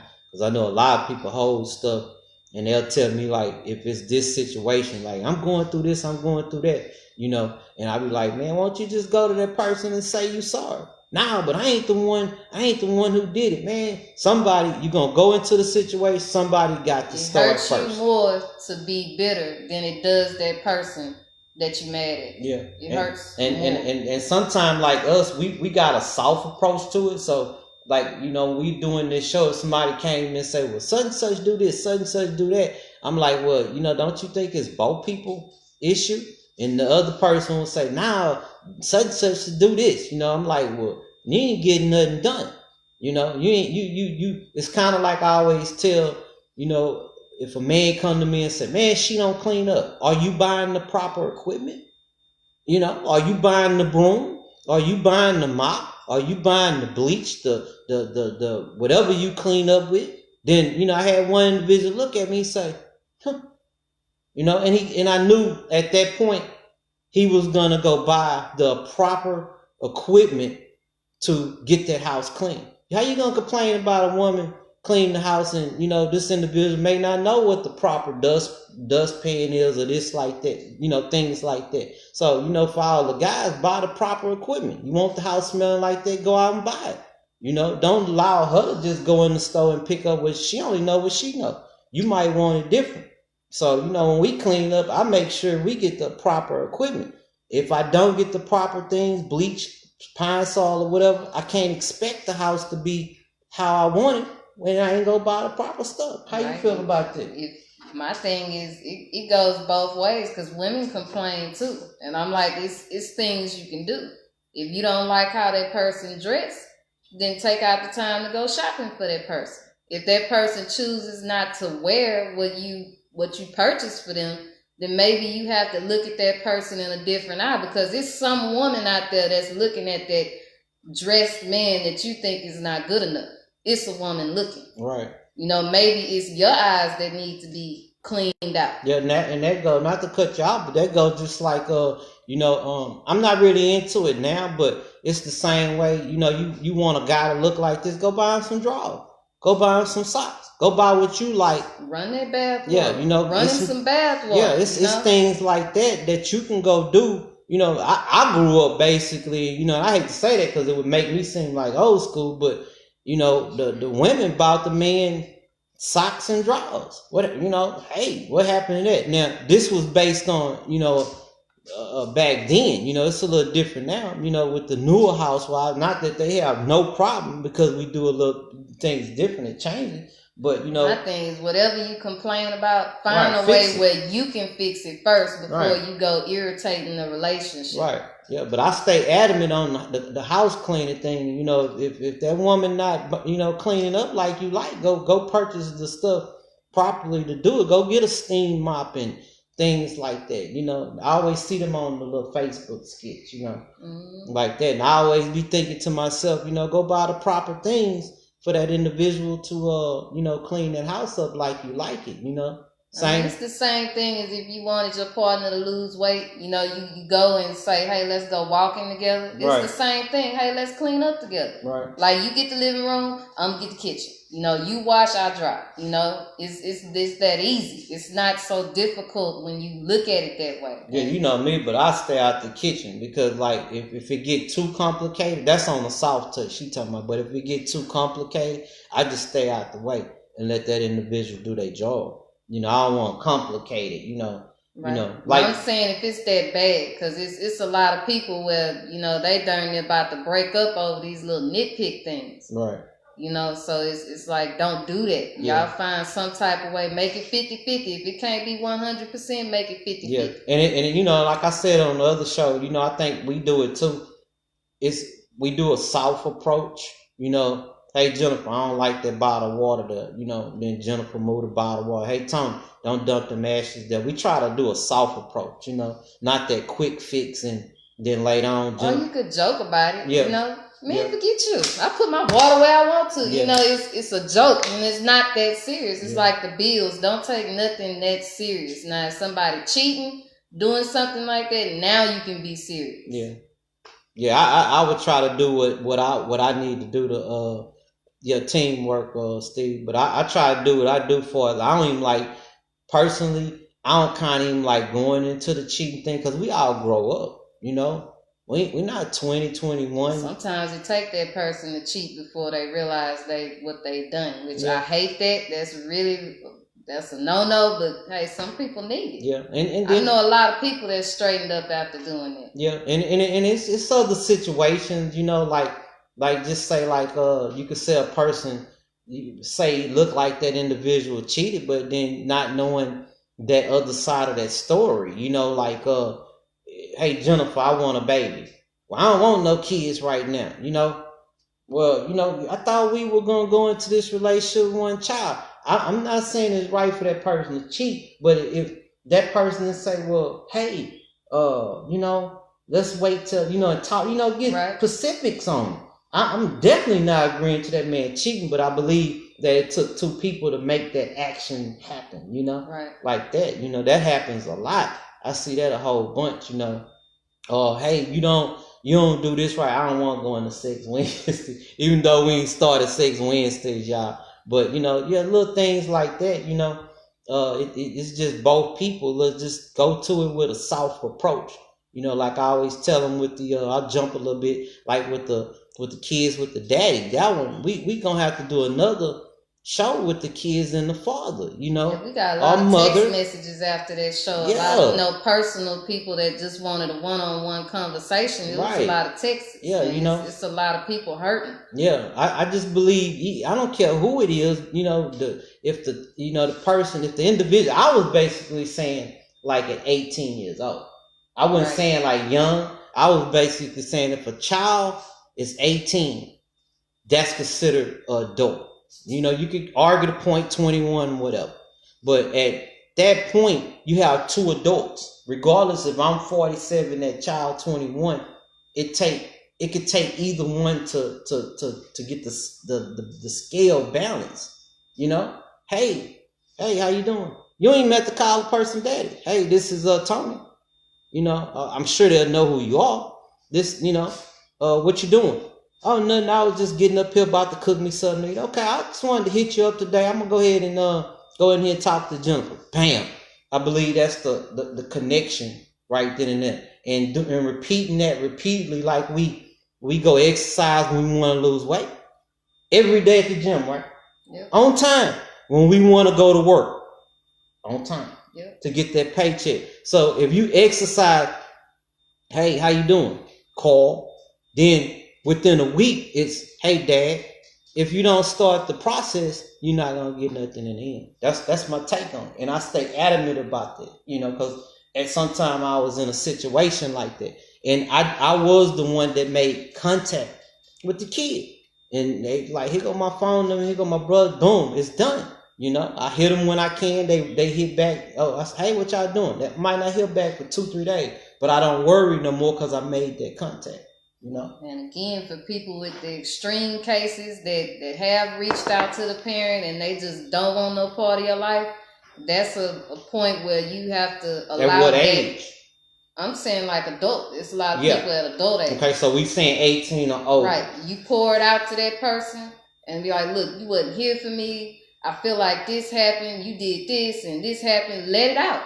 Yeah. And you know that person is not gonna listen anyway. It's for you. It's Yeah. not for that person. Yeah, I do believe. But you know, I holler at you. I got other stuff to do. When they hang that phone up, you move on because you let it out. Yeah, yeah. You suppressed. You unsuppressed it.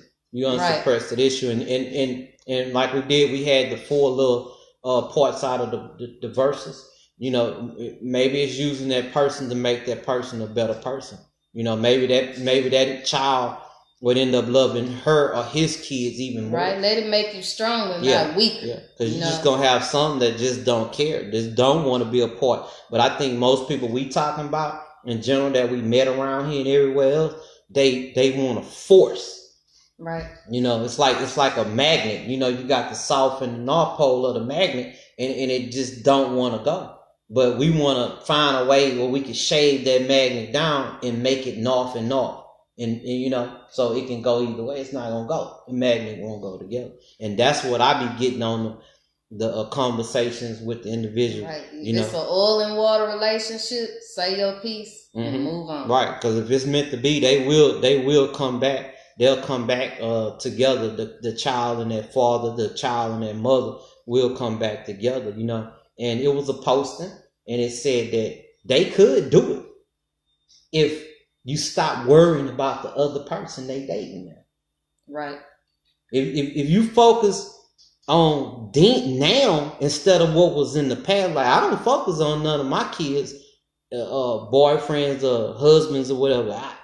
I don't hate them, but I don't care what they do, you know. So I don't worry about where they house at, they car, what they doing and things like that, you know.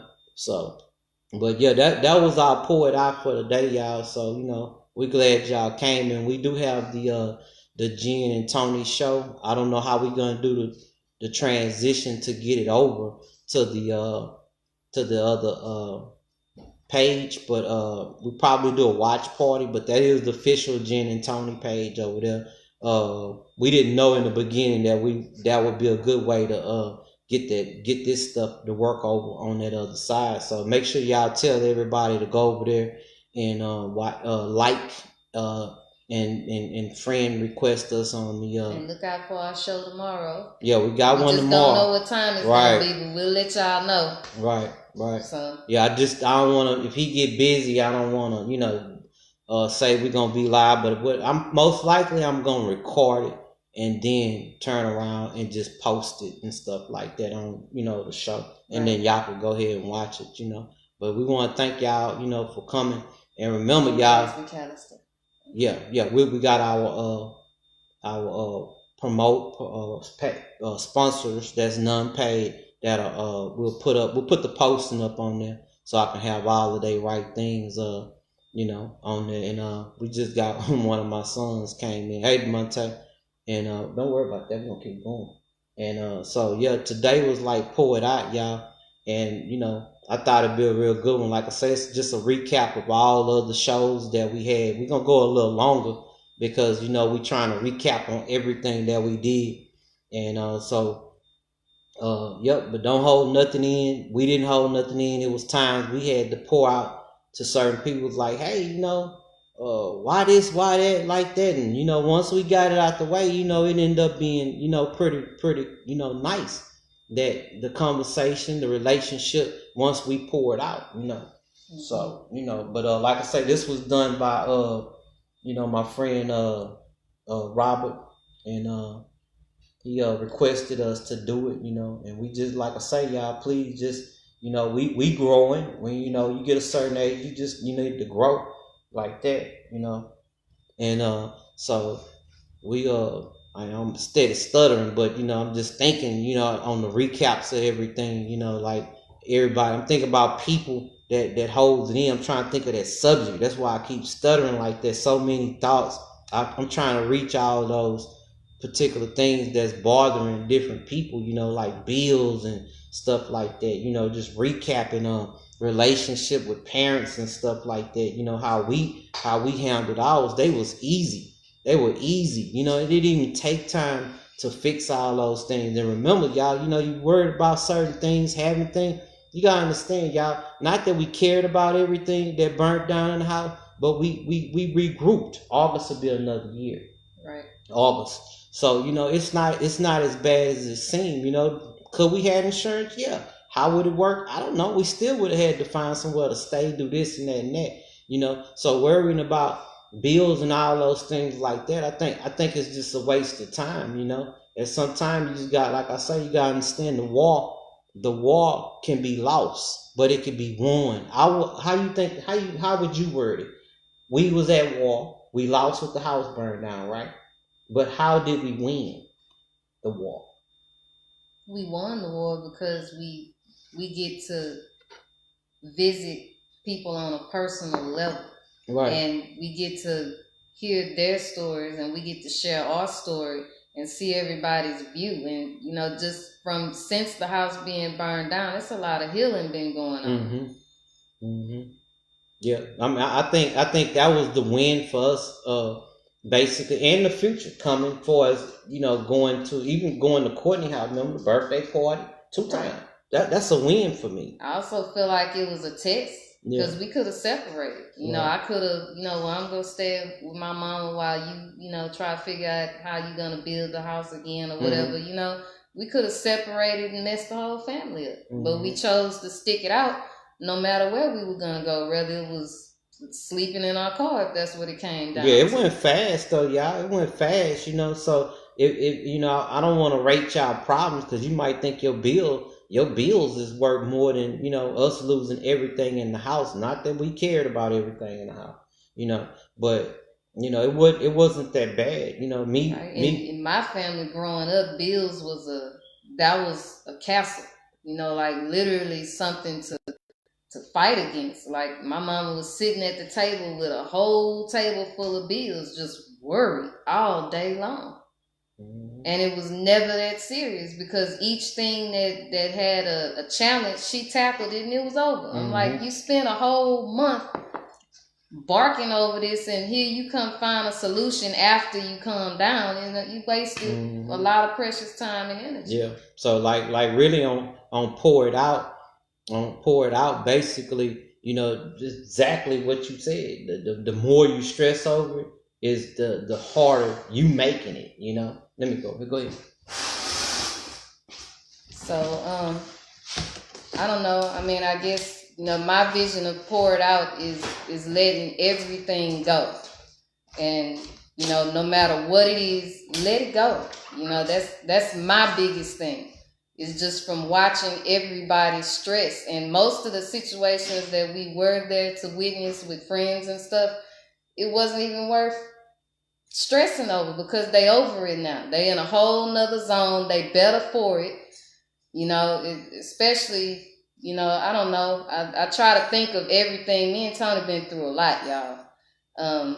Even before we came here to the country, we always had a struggle to try to get on our feet, and it would always be something that knocked us right back down. Like we bought a car. It was my first car was a Ford Focus. And Tony was knocking that bill out every month.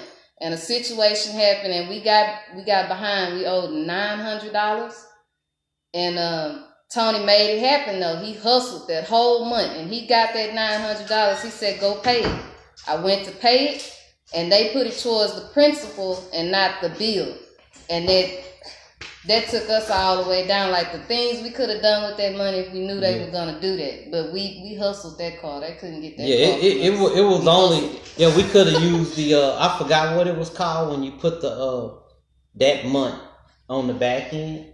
That's why it was 9 because the next month was coming. It was only 1 month. Right. Yeah, and then so I went ahead and paid the other month too, and then they just took the money, and I just said forget it. We stopped fighting.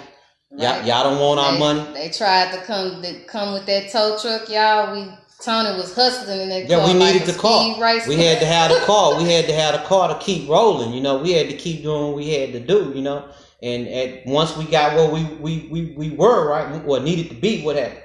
Come get this car. Come get this car. Come get it. Right, we got our $900 worked out of it because it was unfair. That was that over there, wasn't it? So, Right. So, we didn't stress about it. We laughed. That's another Right. thing. We would be sleeping in the bed and we would hear the tow truck driver coming. Like, Yeah. we done put the car in the backyard. We had the problems, y'all. we not scared to tell you the things that we had. Like that when they didn't want to take out, they took the 950 and Right, on the car. We wasn't scared to have. We not scared to tell you the issues we have. I think a lot of people, that's another problem. People be scared to say, man, this and that. We had lights cut off one time in what's that, Crosswind? Mm-hmm. And so what we had to do, we had to wait till the lights come on in the apartment. And so I took the light loose and we got this other thing fitting there, put a extension cord and ran it into the house. Had to do what we had to do. Till we got caught. Yeah. Well, we didn't get caught. We knew they was coming. We knew to detach everything. They was trying to figure out how we was doing. Right. They was watching us. Like out of all them people in the apartment, they sitting up there watching us. So, we always like that. Like we can't go down the freeway while we traveling and have a light out. We get like we got pulled over in Humble, Right. Light went out. I said, man, hey, I told that car, say, man, that light just went out. Cause we check everything on our car and keep insurance, and let me run your license right quick. Boom, gave him I told them hi, so that probably threw him off. No, they don't have no drugs in there. Yeah, so we basically, he said, man, go on, y'all have a nice day. But we see a lot of people lights out, not lights where it just happened like us. Maybe a broke light or something like that. No lights. No lights. Somebody driving with no lights, front or back, flying at 10 o'clock at night. Yeah, if that be us, one light out, it's over with. So she sat out her tickets and we got all that stuff over with. I don't mind. I don't pay tickets. I go sit them out. I have no problem with that. Yeah, but we can't roll like that, and I think that's part of us trying to be as honest as we need, trying to be, that's part of it. Okay, y'all want to be humble and honest. Well, y'all can't do nothing, and I think we pretty much know that. I mean, when we had a Cato, we was trying to go straight, and they tried to make us pay like $1,000 water bill for the other people that were there. I'm like, we're not paying that. We had to go out there and rig the water. Yeah, we can't do it. We had to rig the lights. Yeah, we can't do it. We can't do nothing like that. And that's a part of being humble. We try to make everything, straight and narrow. Well, we do have everything straight and narrow. We can't do that. Pauline say me too.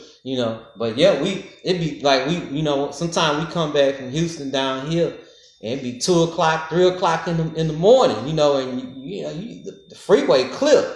It's one car, no lights. Paper tag flapping, me. Paper hanging. Yeah, and I said, man, jump. That was me and us. We got pulled over, and everything. So we basically keep everything at a minimum.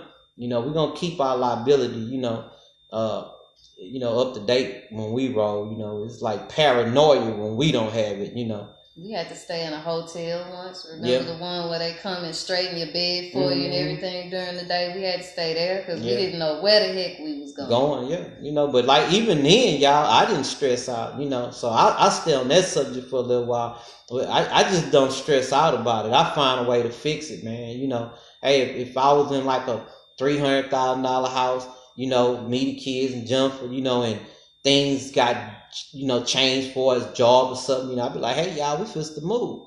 We supposed to go roll in another area and everybody be happy, to move, It's what it was. We did, we lived there for that particular time and then we moved on. I think a lot of people try to hold on and fight too much, And once again, if it's 10,000 bills, which we gonna consider soldiers, and you the only soldier on the other team, you're gonna lose, You're going to lose unless you find some alternative magic to, have a bullet where it comes out and spread and knock all them other bills out, and that's a 1 out of a million. I put it like this. A lottery say some tickets are pick 3 or cash 5, 1 out of a billion. So, you got to look at it like this. Sometimes you can win the war by ending the war.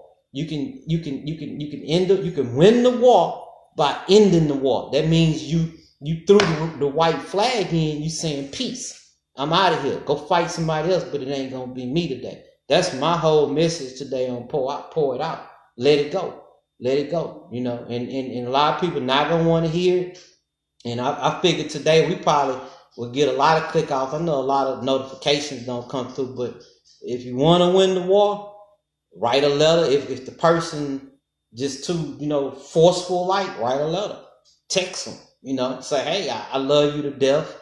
I just can't do it no more. And we talking to a bill, a person, write a letter, do whatever you got to do. Say, hey, like one time, I don't know how long, years ago, but I voluntarily turned the car in. I said, ma'am, I can't pay this car no more.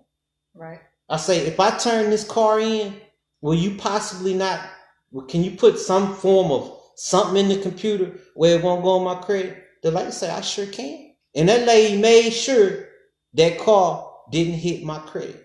So you can voluntarily turn it in. But if you're going to be mad at them people like they done something to you when you did it, then, hey, you're going to end up with it on your credit. And you're going to have to go fight it, contest it, whatever you do. And it's the same. That's my pour it out. My pour it out is voluntarily surrender. Sometimes you got to voluntarily surrender. We do it all the time. We do it all the time. And I don't even want to pick up a subject because we do it all the time. So, well, hey, this individual don't want us to see what this is. We volunteer it. So that's my pour it out. It's to voluntarily give up problems. Come in and consign to say, hey, you won the war. I still love you, but you won the war. And that means on everything, if y'all can understand what I'm saying. Sometimes you win the war, repeat it again, you win the war by voluntarily throwing the white flag in. You don't have to win a war by, sitting there knocking all them bills off, because guess what? Next week, them bills right back. They're coming right back. So, cut the lights off a little bit, or whatever. Lights don't really no power, but the AC. That's an emotional bill. Every month you have to pay some anger.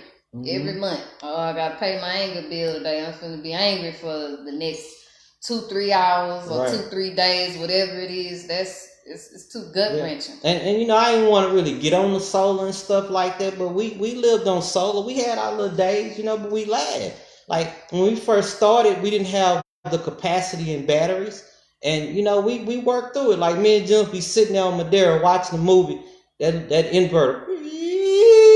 We getting right in the movie. So, it's been, we've been on solar. We've been here 5, Madeira. We've been on solar for like 7 to 10 years.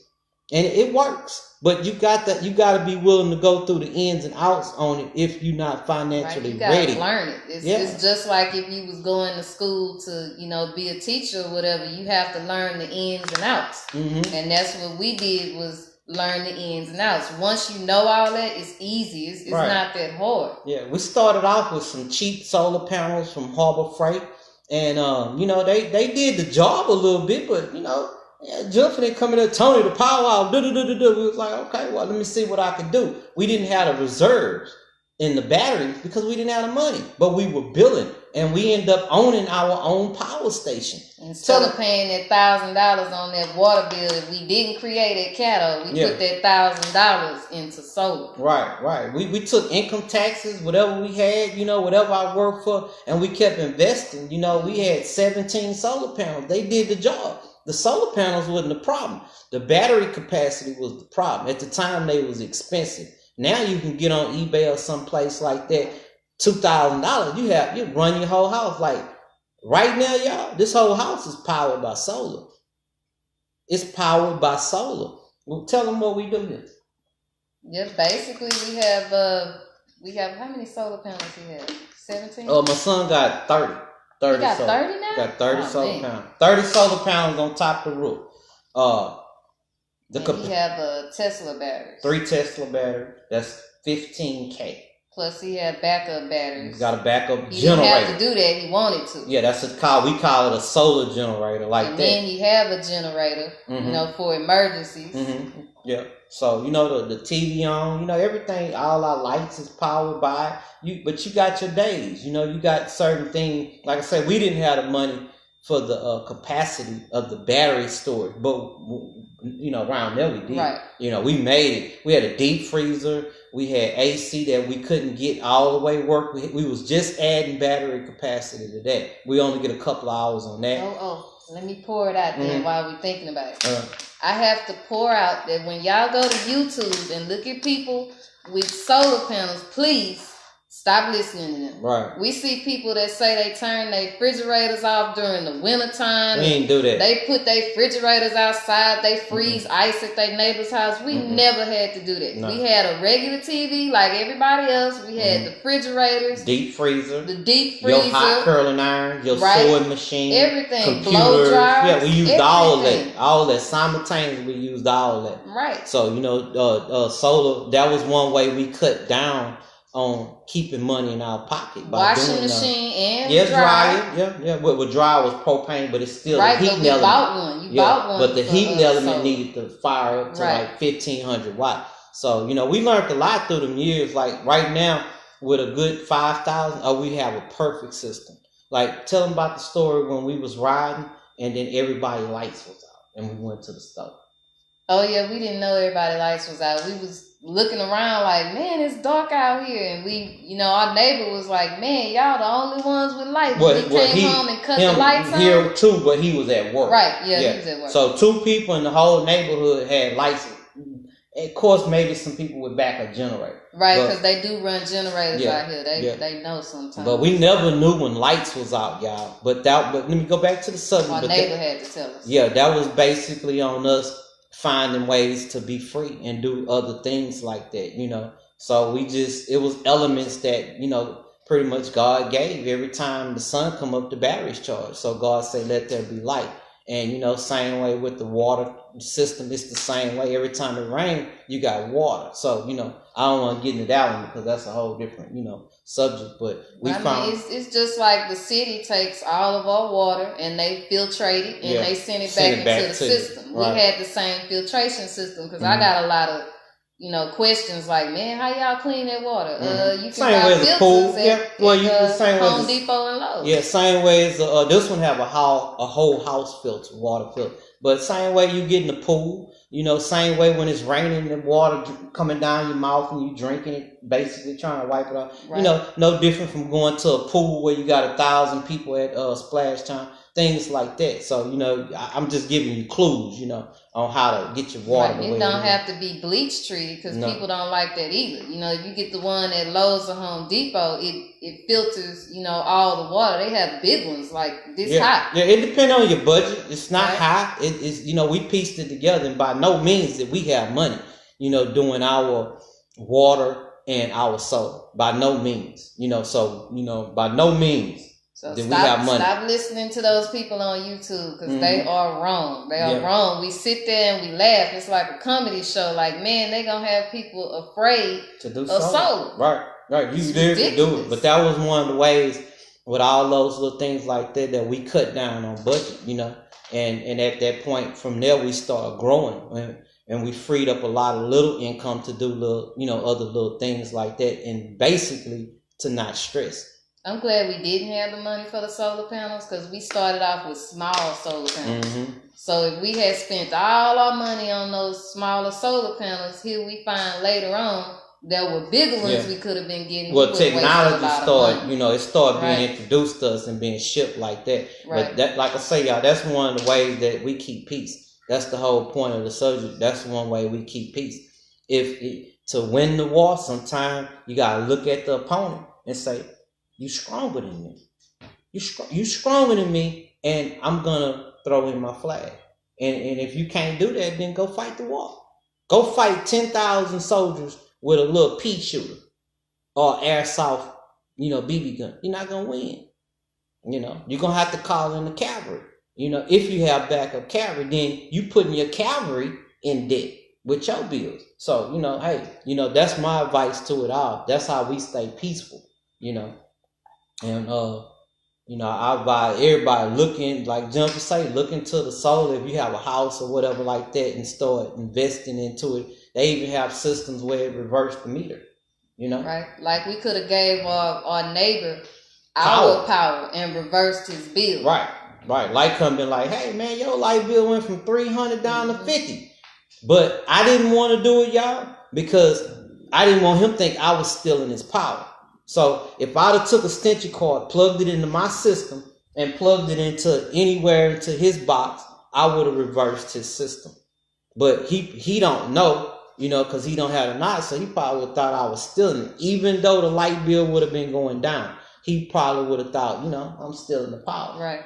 So that's the only reason I didn't do it, but we've been doing it a long time, so I kind of know different ways to generate power, free power at that, and that was our little homestead out there. We had self-sufficient, and we told, I think on another show, we told about how we used the garden, what we had cooked that whole week. Yeah, we had potatoes, we had mustard greens. Yeah, that was grown in the garden. Tomatoes. We didn't go to the store to get nothing. We wanted to see if we can do a week without going to the store buying anything. These are things that we pretty much grew out in the garden and had around the house. And we did a whole week. We got used to the beans and what was in it? Just beans, right? Right. Yeah, just beans. And those wouldn't grow. Those was in packs that we saved up.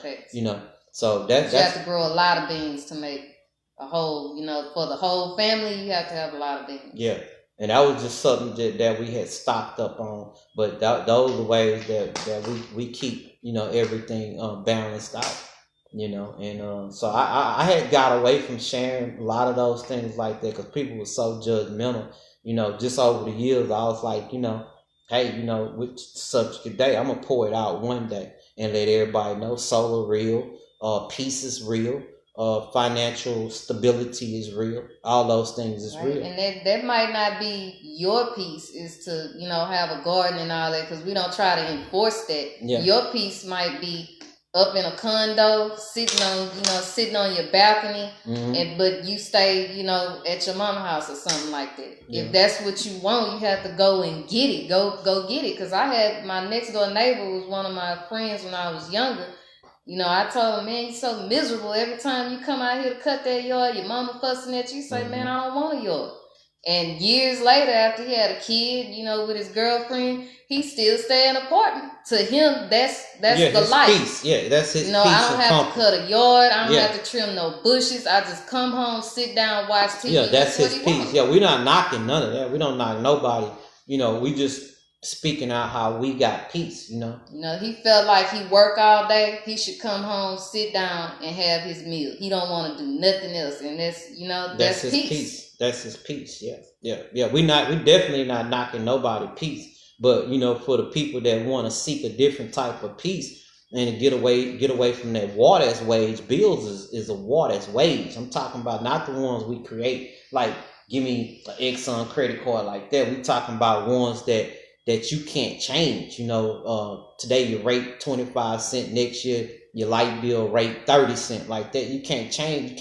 You can do something about it. Your mortgage on you or something like that. Yeah, like that's another one. I told somebody one time, say, man, your house note about to go up. Nah, I got a fixed rate. I say, nah, your house note gonna go up. So that individual about a year or two later, house note went up. And that individual didn't know that you can't control the taxes. You see what I'm saying? You can contest them, but after you contest your taxes so many times, you back at that same fight, and you back at that same fight where you at, hey, we took your taxes all the way down to 60,000, we can't go no more. So those are the things, that I don't think a lot of people know, but that's how we got peace. Like our house burned down, I still got to go contest the taxes. They want to charge us for the 1,000 square feet house that we had, but the house ain't on the lot. So I got to go contest it. That was $500 for last year. Right. I'm not giving them $500. I'm going to go contest it. I'm going to go get the fire marshal and say, man, I need that paper when the house burned down. I'll get his signature. He going to say, yeah, your house burned down. That was in August, right? You was over there. Yeah. And I'm going to go take it down there and I'm going to contest them taxes. I'm not going to just get them $500. I got 3 kids over here. I'm not going to just give nobody no $500 like that. And I see that all the time where people just give money away. Now if you selling your house, you want to keep your taxes up to the highest point so you can get the value, the house value. But if you're not going to sell that house in 5-6 years, go contest it all the way down to 60,000. If it's worth 100, get it down to 60,000. That's less money. I know people, also, and we still on the same subject, y'all, about being, free, that won't go get their child support took down. Man, it had 2 more kids. Go down there and tell them people, man. Go fight. Yeah, go fight. Go fight. You got 2 more kids. You making 800 and you a month when you supposed to make 800 a week because it's going on child. You gotta go contest it. You can't live. You can't pay rent. So how you gonna take care of your kids if you can't live? So all them little things like that, man, you gotta go fight for. You know, you gotta go fight for those little things like that. Take some time out. Like, you know, me, I'm the type. I don't go to court on tickets. You know, I let them become a warrant. Say, hey, Jim, come drop me off at 11:49. You know, I need to get in there at 11:49. I got my jogging suit on, got everything, and at 12 o'clock, that's considered a day. The next day, 12 o'clock, what you doing? Coming home. Picking me up. Lunchtime. You see what I'm saying? I can't give that money away. You want to say I violate, that's fine. I'm not going to say I did. I'm going to turn myself in, bam, do the ticket, and it's over with. So, you know, that's how free. Jacket, I'm going to put a jacket on and roll it up behind my head and just lay there. Right. I just can't do it. Wait. You know, you're going to lose money. A lot of people argue that point. Well, I got to go to work. Hey, boss man, I got some tickets. I need to go sit out on. Save your sick days, whatever. Well, I went to court one time. I was in there for 8 hours. 8 hours because they chose to, usually they go from A to Z. That day, they went from back C to they A. do that. I don't know why they did that. Because it's an overflow. When they have an overflow like that, they'll have another judge do, magistrate, because they're not judges, it's a magistrate. They'll have that magistrate do this set and that's it. I just thought to myself, I would have rather sat that out and had gotten it over with, because when they did call my name, I still had to come back another day. And I'm like, man, I could have sat that out and been gone. At the time, I was working, so I lost 2 days of work. Yeah, Steve will say what he do every time. Yeah, that's me. You know, but yeah, we find ways, y'all. We find ways, comfortable ways, things that won't bother me and her. You know, we pretty much gonna be like that on the ideals we do anyway, because we already know when it's over with, it's over with. We got, say we supposed to be doing something and we got to stay here. I just find something to do around the house for you know it. We laying down the next day and came. You know, it's not that bad, you know, but just throwing the money out there like that, you know, to the system. You work too hard for that money. Yeah. You work too hard, especially if y'all like 9 to 5 people or overtime people. Y'all work too hard to pay. You know, just to pay for something like running a stop sign. Yeah, it's like to me, it's like a vacation. You just, it may not be the most comfortable. Funny stories. Yeah, it's not a comfortable vacation, but it's like a vacation. You know, I advise everybody to try it out. You know, I stay to myself, and when we do get in a little room, you know, I start a conversation. Before you know the day over with. I made friends. I was singing. The cop got mad because I kept singing. He was like, "Why are you so happy?" I'm like, "Why are you not happy? You do this every day. I'm just here for a day." That's a good thing, because it's easy to say now that the hell that we see is what we make. Right, because I was telling Tony I was watching, because I had never sat out in jail before. I was watching the cops.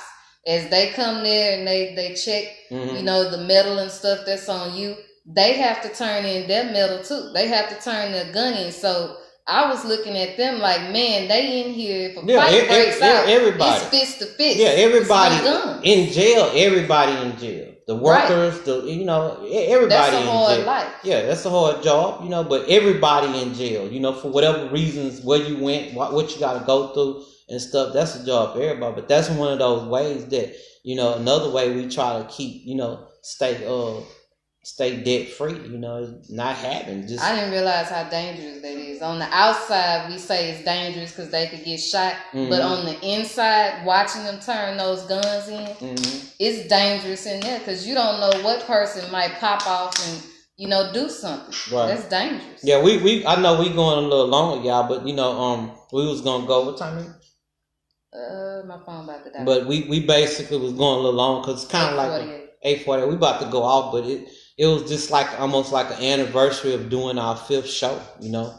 So, you know, we wanted to kind of like just really recap on everything. Yep, and trying to touch on all the subjects that the text messages was coming through. It's only one we didn't do, which I don't know, that might be a subject for tomorrow with Stay whenever we do it. Because Shauna was wanting us to do her meme that she put up there. It was, women should stop looking for a knight in shining armor and start looking for a man who wears the armor of God. And I thought that was a good a good subject. Yeah. Yeah, those like I say, those that's a controversial, and we'll think about it. But How? stay pretty spiritual though when it comes Oh to yeah. that, So he probably got some words for that one. Yeah. Not for all y'all who is there and left. We appreciate you. Like I said, we're gonna do a complete 2 hours, so we're just gonna ramble on. It's kind of like I say an anniversary for the Jen and Tony show. And, like I said, we like doing it, and it stir up other conversations, topics too. But that's how we stay. We stay out there. I know it's a lot of wants in the world. A lot of people, want. Let me get this to jump. A lot of people that want, need, and I gotta have and whatnot like that. But it's ways that you can get those things. We try to stay out of car notes. We at a long distance from where we need to travel. But like I say, man, when something got to be done, we just got to get on that car. Whether we fix it or we send it up into the shop, we got to do that. And so we can. It's not working. So we can keep it at a certain amount. So we can do what we need to do. But other than that, it'd be fun. Just sometimes you can't be mad at stuff that you don't got. The problem is when you get it and trying to keep it. Is what makes it more harder than anything, The test is seeing can you let it go? Because we had to let it go of a lot. It was real hard to just drop everything because we sold everything when we got the first RV we had. We got rid of everything, couches, everything, clothes, whatever we had that we didn't, we couldn't take with us. We dropped. Yeah, that's kind of like the jumping off the mountain and seeing if if you spiritually ready, and believe, so we pretty much did that, and we got our wings on that part. I couldn't believe you said that though. Like, you was like, you know what? I'm not finna get caught like this no more. We going on solar. I'm like, we going on solar? Mm-hmm. How we gonna do that? Yeah. I'm gonna go buy a solar panel and we gonna go on solar. And I'm like, okay. Yeah, this is fixing to be interesting. Yeah, you go through your tests. Like I say, you get it, you learn it. Now it's more knowledge because we didn't have YouTube back then. Right. We started with a radio. Yeah. Tony bought a radio and he put it in the sunlight on this little bitty solar panel about this big, and he said, it works. Mm-hmm. Yeah, once the sun went out, the radio went off, and so I was like, okay, now I need to amplify this particular mathematics right here. Keep it going when the sun go out. Yeah, and that's when the batteries came in and storing their power in those batteries. So we basically been, like I said, it wasn't hard to me, especially if you by yourself. It's even more better. Were we using car batteries? I think we started out with car batteries. No, it wasn't car. It was more diesel. Right, and they kept going up and down. Yeah, really wasn't too good. After a while, it pretty much degenerated over time. So we had to figure out what batteries was good for. We had to go through a lot. It was like learning that a battery in your car only crank the car. That's why I got cranking amps. The battery in your car don't run your radio only when your alternator bad. Your alternator is what actually keeps that car running through the AC, the radio, whatever lights that you got. So, when you're doing solar in the beginning, you're not thinking about that logic.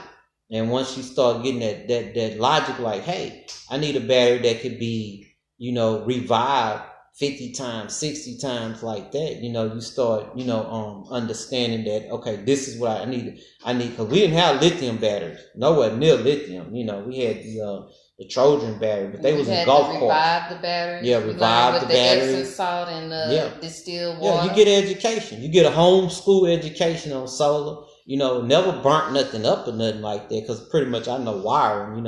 I understand black don't go with red and black don't touch white. So if you can get that in your head, then you real good on 12 volt. On the AC part, white and black don't go together.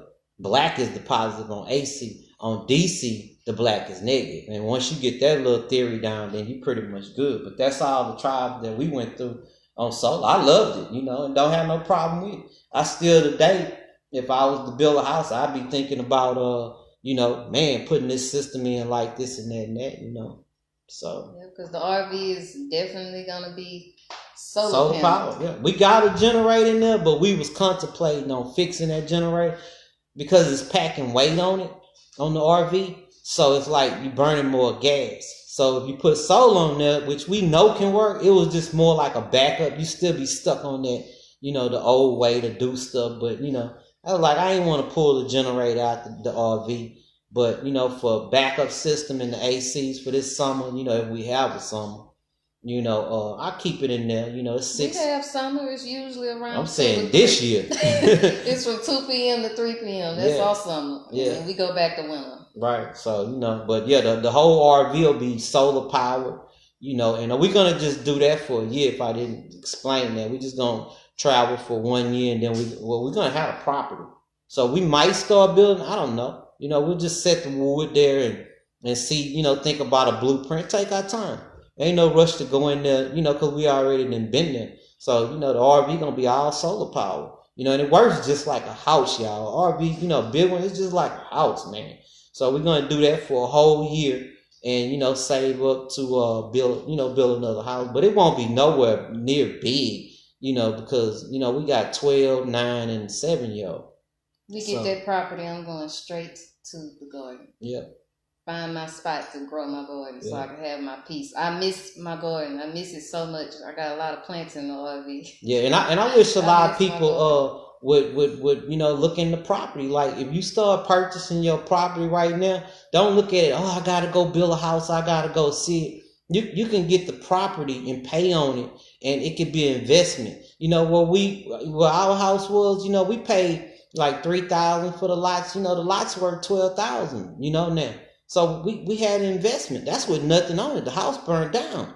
So, those lots can turn into investment, It gives you more interest than a lot of things that you can invest your money in. And that's a way out. Like a lot of people who supposed to be getting their income tax checks, gonna be gone. If you was to put $2,000 down on a couple of lots right now and just pay the $150 a month, man, you wouldn't believe when the city start creeping your way. You wouldn't believe the amount of money that you probably would make off those lots. When people want something, they want it. You can't put a price on nothing that somebody want. You might have a lot worth that you paid $4,000. Somebody probably paid $20 because they want it. You can't. What you gonna tell them? I don't want your $20. I only want $4,000. So that's how it works. When people want something, they want. Like that. So we pretty much like the country way. So the city coming this way, so we don't like traffic in there. So the closer the city comes to us, we move back. So we moving what? How far now? Like 46 minutes. 46 minutes back that way. That's where we moving. We not scared of the city. We use the city. We like the city, but we don't like traffic, and we like quietness. It's like we use the thing like it's so quiet in the country. You can literally hear God talking to you. That's how quiet it is. You can just go outside. That's why we like the country. We're not running from the city or nothing like that. But when you invest in that land, the more the city, you gotta understand the city value. Because the more the city come towards you, the more price, the more value your lot become.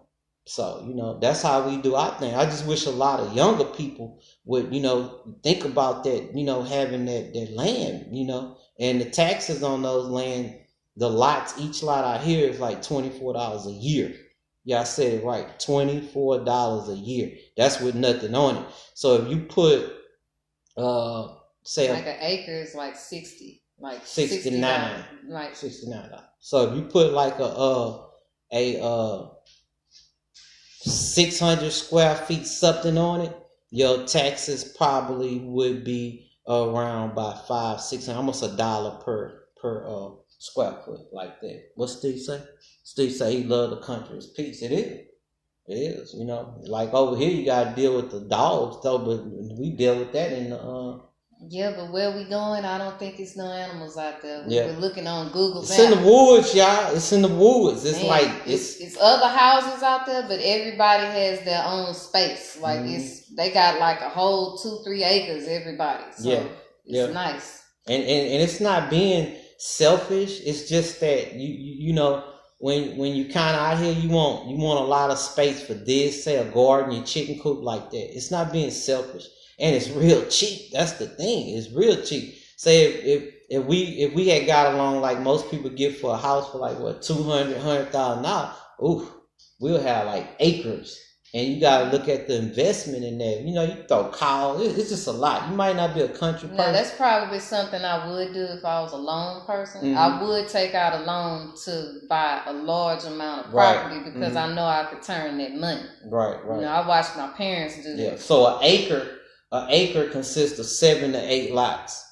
And just say you pay $10,000 for it. The more the city comes, each lot becomes $8,000. So y'all do the math. Right, like around Stave House, it was that was country, and all those people, they paid those people to haul out of there. So you know they probably overturned property. Right. Yeah. But I mean, you know, like I say, if you hold on to sentimental things, then you know, hey, that's all you have. Some of them that won't move because this one guy he stayed because his business is there. Yeah. For those reasons, but you know, the more you fall in love with things, it's gonna be harder. No value can be put on it, but you know. Right. He got a garden though. You know, he's probably worried about having to redo the soil, test it. You know, all that.